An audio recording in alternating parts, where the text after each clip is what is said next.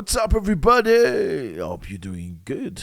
Beautiful night, very cold. We're suffering, eh? This is crazy. I mean, I thought we were into summer already, getting comfortable, short and, vest and stuff like that, showing off muscles. All of a sudden, it's freezing cold. This is crazy. It's insane. I hate it when it's cold. Thank you very much for stopping by. You are very much appreciated. It's a big family, and I like it when you're back. I like reading your comment. I'm learning so much from you two guys, so it's really, really very insightful. This is your first time, feel free to join us. Click on the button, subscribe. I'm sure you're going to like that. We're going to like each other, I'm sure. Yeah, we are the same people. It's always a great pleasure to have you. Let's watch this very interesting video from Naledi Pandor. Naledi Pandor is a South African politician, Dr. Naledi Pandor. Very intelligent, extremely brave woman. I think many people can learn so much from her. Let's hear what she has to say. We are faced with a very challenged world. I realized this when in 2021 I was sitting in a summit of the Executive Council of the African Union, and it was whispered to me that the African Union Commission chairperson had issued an invitation to Israel to become an observer at the African Union. Interesting. Okay, for context, here we have a situation where Naledi Pandor is talking about the fact that Israel was invited to be an observer at the African Union. Yes, African Union, an organization that constitutes African nations, sent an invitation via Moussa Faki Mohammed, who was a chairperson, to Israel to come and become an observer, which is absolutely insane, I think, for an African continent. Why do you need to invite somebody from outside to come and be an observer? So who's Moussa Faki Mohammed? He did it by himself, him and his colleague, without consulting with other people of other countries. You make such a big decision. I believe you have to make a big decision inviting somebody external to be an observer. At least you have to consult with the concerned parties and the countries, right? Okay, so this man named Moussa Faki Mohammed is a Chadian politician and diplomat who has been elected chairperson of the African Union Commission since 14th March 2017. He was previously Prime Minister of Chad. Yes, so he deliberately took a decision by himself to invite Israel as an observer. Imagine my horror. Imagine the horror of Dr. Naledi Pandor hearing that. I decided at that moment that I would raise my arm and would propose that this decision be rescinded. She didn't sit down doing nothing. I will raise my arm and make sure this decision is reversed. Interesting. I walked around the room seeking supporters. Of the 54 nations, I got 3. I walked around seeking supporters. Of the 54 nations, she only got 3. You see why I say some Africans are very, very weak? I mean, it doesn't really matter whether it was Israel or Norway or Denmark or any other country wanting to be part of the African Union as an observer. You went around the room looking for support and you only got 3 out of 54 countries. So 3 people willing to stand up with you, to stand up for what is right, because I think it makes just sense. You tell me if I'm wrong. Why would somebody from a different continent be an observer into African Union matters? Why is that even a subject? I mean, do you get Africans in Europe being observers into European Parliament? No, you don't get that. Is there any African in America being observer? There is none of that. Why do Africa need to bring people from outside, external people, to come and be observers? Why is that? It makes absolute no sense. And this very strong lady walking through a room, I can imagine, looking within 54 countries, only getting 3 supporters, shows you everything you need to know about how bad Africans stand together. And I include SADC in that. But I said, nevertheless, this is not going to happen. I therefore lifted my arm and said, I wish to table a matter. I have learnt of this. And as South Africa, we object to it, and it must not be implemented. We want our leaders to discuss it. And we will never accept it as South Africa. And while we appreciate the role that the Organization of African Unity played in us achieving our freedom as South Africa, this decision of the AU Commission chairperson will make us consider whether we can be present in the African Union. Wow. I thought I would get support from many of the countries gathered in the room. But what I discovered is that countries that are oppressors, that continue to be colonial occupiers, Who's she talking about there? are using financial muscle to provide granting aid to African countries Money talks. and secure the depoliticized support of African countries for these oppressive nations. This is very sad.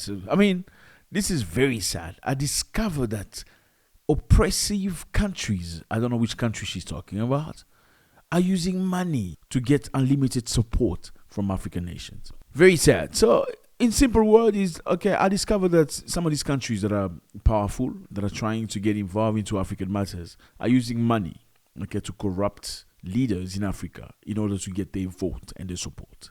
So when she was walking through the room looking for supporters within 54 different African countries on how not to allow an external person, an external body to be observer in the African Union matters, she only got 3 people to support her.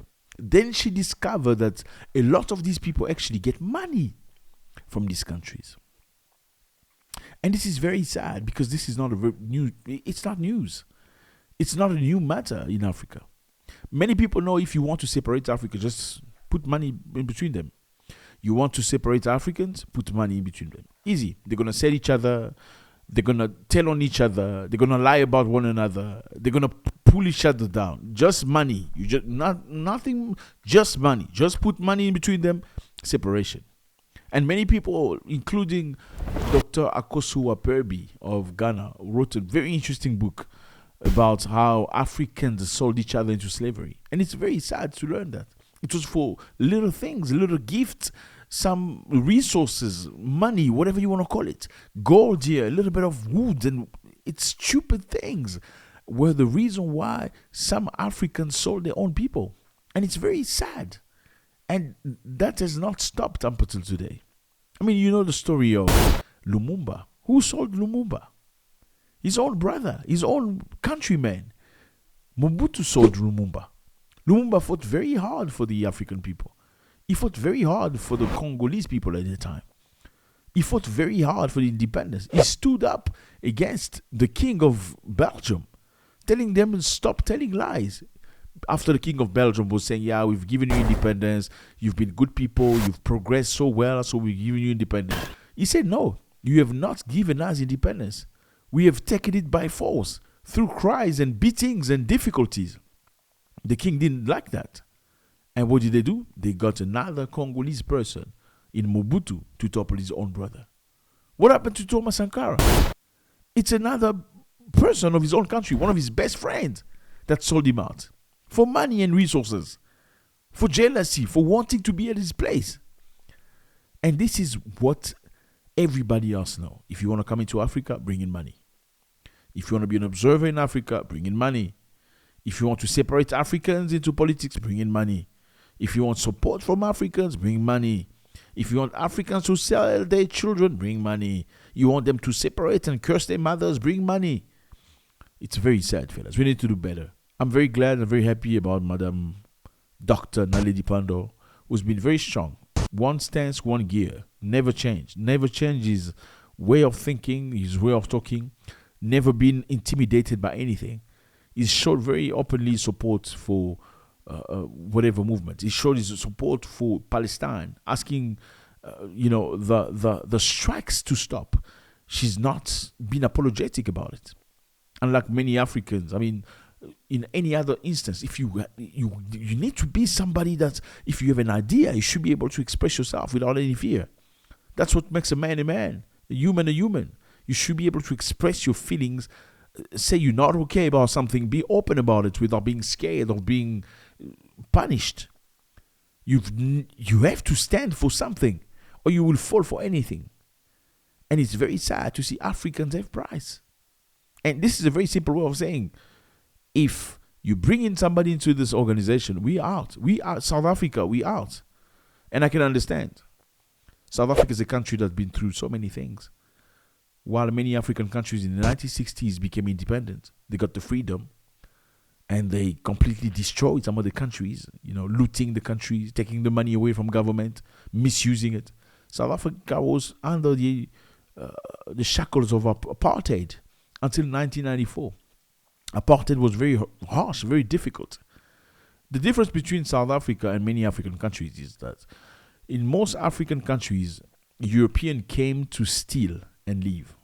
Yes, Europeans came to steal gold, steal wood, steal lithium, steal anything, diamonds, and leave and go build and construct their countries. British came to steal and leave in Nigeria and UK, Kenya, Uganda. Belgium came to steal and leave in the Congo. French came to steal and leave.